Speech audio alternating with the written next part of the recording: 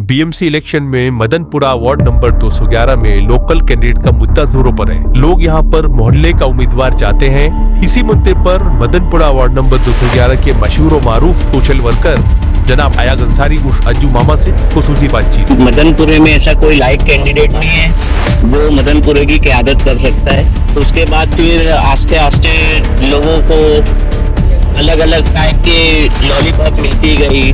बहुत सारी टेक्नोलॉजी ऐसा होगा कि आने वाले 5 साल में हम लोग सिंगापुर और जापान में रहने लगेंगे। 1 नंबर बटन दबाएंगे तो गीला कचरे के लिए लोग आएंगे, आपके घर से गीला कचरा लेके जाएंगे। 2 नंबर बटन दबाएंगे तो सूखा कचरा के लिए लोग आएंगे और कचरा लेके जाएंगे। और मिनी बसें चलेगी इधर से।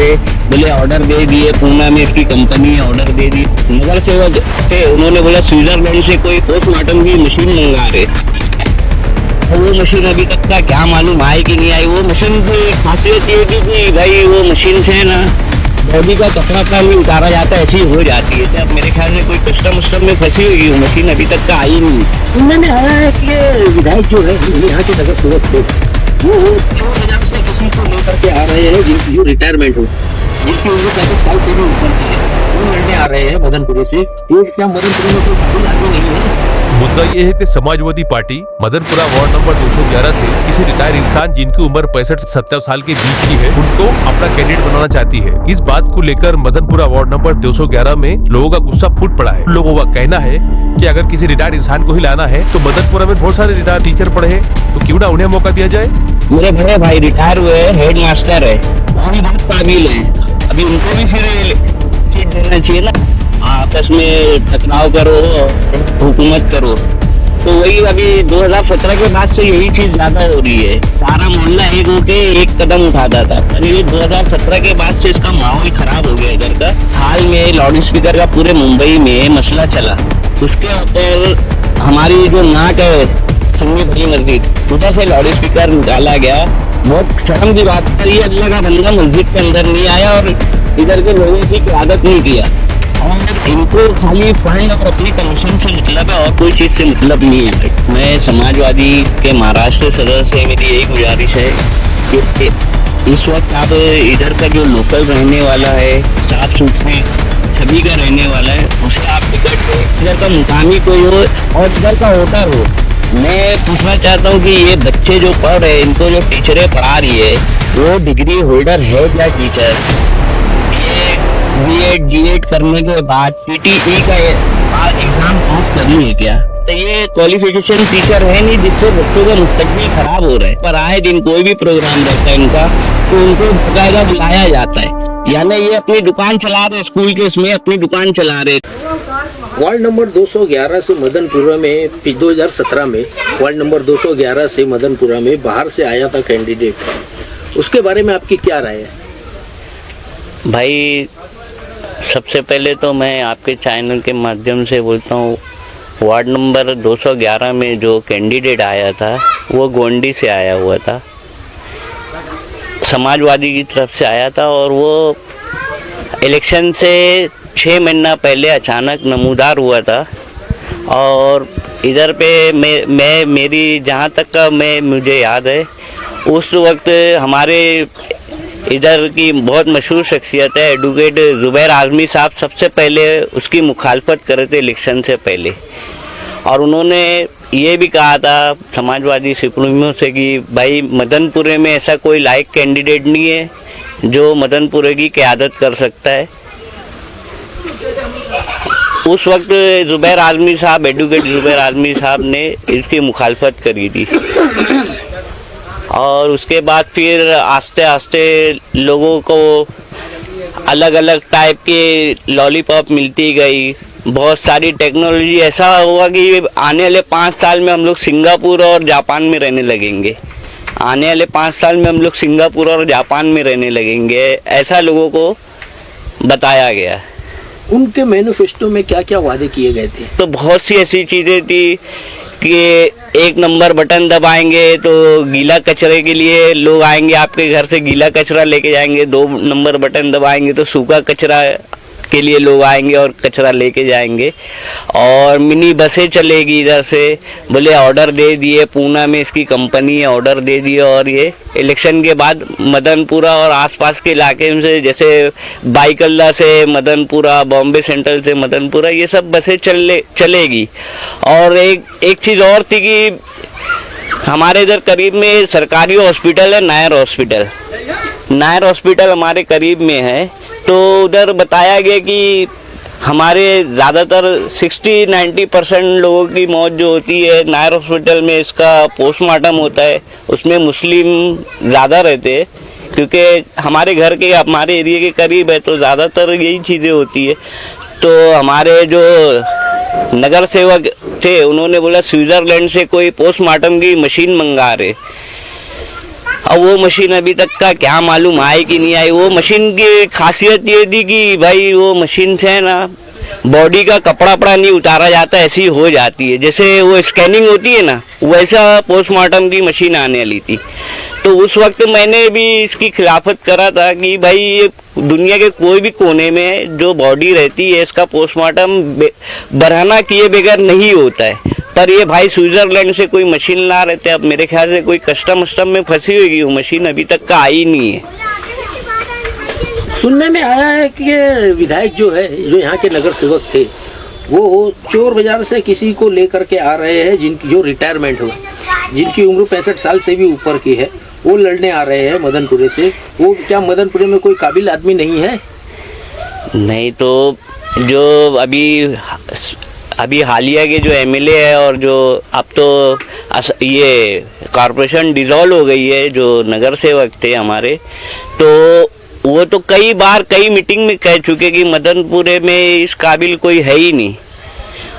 तो अब उनका कहना है कोई रिटायर, अभी हम भी ऐसा सुन रहे कि आप रिटायर शख्स की बात कर रहे, तो खुल के मैं आपको बोल रहा हूँ कि उनके कोई भाई है जो बीएमसी बैंक, बॉम्बे मर्केंटाइल में काम करते थे, शायद उनको ला रहे हो। ये अभी कैसा हो गया कि भाई पुराने दौर में नहीं, बादशाह मर जाता था तो उसका बेटा मर जाता था तो भतीजा, यानी खानदानी एक वो है। अब मदनपुरे में ऐसे काबिल लोग है नहीं, शायद ऐसा लग रहा है। अभी रिटायर की बात करता तो मेरे भाई जो है, मेरे बड़े भाई रिटायर हुए हैं, हेड मास्टर है, वो भी बहुत काबिल है। अभी उनको भी फिर सीट देना चाहिए ना। ऐसे कई लोग ऐसे, और नौजवान तो इधर बढ़ चढ़ के उनके अंदर काम करने की सलाहियत है, पर उनको मौका नहीं दिया जा रहा है। अभी तक यहाँ के नगर सेवक रईस शेख ने क्या क्या किया? अभी तक का यहाँ के नगर सेवक ने तो सबसे पहले एक वो अंग्रेजी में मिसाल है ना, आपस में टकराव करो और हुकूमत करो, तो वही अभी 2017 के बाद से यही चीज़ ज़्यादा हो रही है। ग्रुप बंदी हो गई है, लोग एक दूसरे से दूर होने लगे। नहीं तो मोहल्ले में कोई एक चीज़ होती थी, सारा मोहल्ला, खासतौर पे ये जो 211 का, सब एक दूसरे के टच में, एक गलियां सब एक दूसरे के टच में, सारा मोहल्ला एक होके एक कदम उठाता था। पर ये 2017 के बाद से इसका माहौल खराब हो गया इधर का। लोग जो है चेहरा देख के और वो देख के काम हो रहा है, ये अच्छी चीज़ नहीं है। लोगों को एक होके काम करना चाहिए और एक जगह होके काम करना चाहिए। मुस्लिम मसाइल पर अभी तक कर विधायक जी ने कोई बात नहीं कही, इस पर आपकी क्या राय है? ऐसा है भाई कि मुस्लिम मसाइल के लिए हम लोग जो है हमारे लीडरों के इंतज़ार में रहते हैं। अगर हमारा लीडर आगे रहे तो मुस्लिम मसाइल बहुत अच्छे से हल हो जाते। अभी फिल वक्त ये 2-3 साल में हमारे इधर इतने मसाइल पैदा हुए, जैसे ये आप सल्लल्लाहु अलैहि वसल्लम की शान में गुस्ताखी किया रामगिरी महाराज, इसकी एफआईआर के लिए हम लोग मोहल्ले के लोग नागपाड़े का 3 से 4 दिन तक का चक्कर करे, पर ये हमारे विधायक, हमारे एमएलए, हमारे जो एमएलए भी थे और समझ लो मुस्लिम लीडर होने की हैसियत से इनको नागपाड़ा चौकी नहीं आए, जबकि हम लोगों को बहुत डराया गया और लोकल लोग ही बढ़ चढ़ के हिस्सा लिया। और ये मैं समझता हूँ ये सबसे पहली एफआईआर साउथ मुंबई में हमारे इधर से हुई थी, नागपाड़ा पुलिस स्टेशन से, इकबाल अंसारी के नाम से, इकबाल शमसुद्दीन अंसारी के नाम से। और अभी बस ये कुछ दिन बोलता हूँ तेरे को एक इसके पास, और ये अभी औरंगजेब इलेक्शन के वक्त जो पिछले साल ये हमारे सीएम फडणवीस साहब ने जो औरंगजेब का मसला पैदा किया था, उसमें रईस शेख का औरंगजेब के बारे में कोई स्टेटमेंट नहीं था। असम्बली में औरंगजेब रहमतुल्लाह, जिनको हम रहमतुल्लाह बोलते हैं, उनके बारे में कोई स्टेटमेंट नहीं था। और दूसरा भी हाल में लाउड स्पीकर का पूरे मुंबई में मसला चला, उसके ऊपर हमारी जो नाक है सुन्नी बड़ी मस्जिद, उधर से लाउड स्पीकर निकाला गया। हमारे इधर के जो एमएलए, बहुत शर्म की बात है कि हमारे एमएलए मनोज जामसूतर साहब वो मस्जिद में आए और वो सब करे, पर इन लोगों को फोन किया गया, ये अपने घर पे, ज़्यादा दूर नहीं, सिटी सेंटर के पास इनका घर था, घर पे बैठे थे और इनके जो कार्यकर्ता बोलो या इनके जो इनकी पगार पे जो काम करने वाले, ये सब उनको एक एक चीज़ की रिपोर्ट दे रहे थे, क्योंकि वो मौके पे मैं भी मस्जिद के अंदर था और एक एक चीज़ मैं सुन रहा था और देख रहा था। पर ये अल्लाह का बंदा मस्जिद के अंदर नहीं आया और इधर के लोगों की क़यादत नहीं किया। और इनको खाली फंड और अपने कमीशन से मतलब है और कोई चीज़ से मतलब नहीं है भाई। और मैं एक चीज़ ये बता देता हूँ कि ये हमारा 211, अगर आप अभी टाइम है तो मेरे साथ चलो, हाउस गली आसपास की, मैं जहाँ बैठा हूँ इधर की हाउस गली, अभी 2 दिन पहले की मेरी कंप्लेंट थी। इधर से गटर का पानी, टॉयलेट का पानी, जबकि मेरे इधर से मस्जिद का रास्ता है, मस्जिद का रास्ता है, नमाजी इधर से जाते, टॉयलेट के पानी के ऊपर से जा रहे थे। तो और ये जो है हाउस गली जो है, क्या होता है कि बीएमसी इधर लोगों को मालूमात थोड़ी कम है, लोग जो है मालूमात लेना भी नहीं चाहते और करना भी नहीं चाहते। तो इधर पे बीएमसी जो है WM कॉन्ट्रैक्ट देती है, तो हमारे नगर सेवक की एनजीओ है, ये कॉन्ट्रैक्ट लिए, उसमें 30 से 35 लेबर काम करते हैं रोज। 211 में 30 से 35 लेबर जो है, हाउस गली का डेली कचरा साफ होता है, पर एक एक डेढ़ में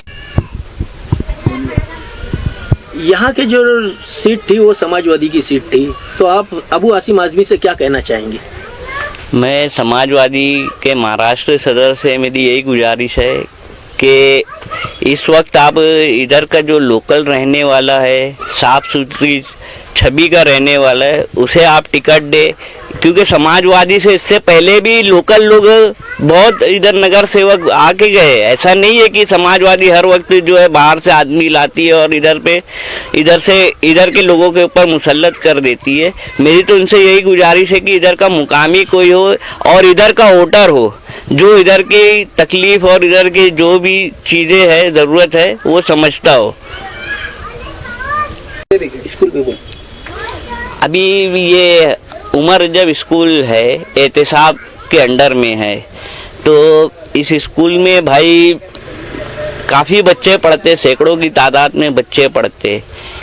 मैं पूछना चाहता हूँ कि ये बच्चे जो पढ़ रहे हैं, इनको जो टीचरें पढ़ा रही है, वो डिग्री होल्डर है क्या टीचर? ये बीएड डीएड करने के बाद TTE का एग्ज़ाम पास करी है क्या? ऐसे अगर क्वालिफिकेशन टीचर है तो बहुत अच्छी बात है। ये क्वालिफिकेशन टीचर है नहीं, जिससे बच्चों का मुस्तकबिल ख़राब हो रहा है। और ये इस स्कूल में बच्चे जो बेचारे पढ़ रहे हैं, उनके वालिदैन के ऊपर आए दिन कोई भी प्रोग्राम रहता है इनका, तो उनको बाकायदा बुलाया जाता है।